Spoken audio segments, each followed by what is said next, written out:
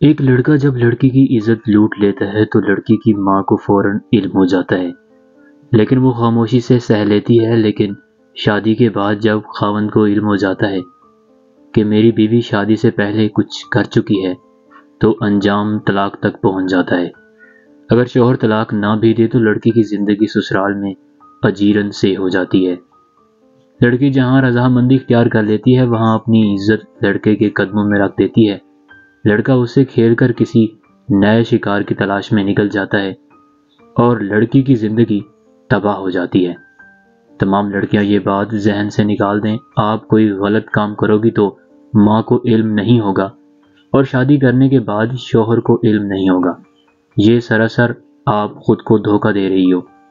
ماں اور شوہر کو ایک سیکنڈ میں سب علم ہو جاتا ہے، لیکن ماں سہ لیتی ہے کیونکہ وہ ماں ہے، لیکن شوہر کسی صورت نہیں سہتا، وہ طلاق دے کر ہی رہتا ہے، اور اگر طلاق نہ بھی دے تو اس عورت کی زندگی بیکار، بے بس، بے حد حقیر بن جاتی ہے۔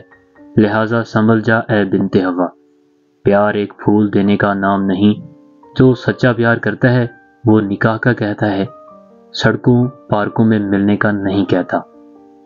نہ پیار کسی پھول کا محتاج، نہ پارکوں میں ملنے کا نام ہے۔ اس پیارے لفظ کو نہ برباد کر۔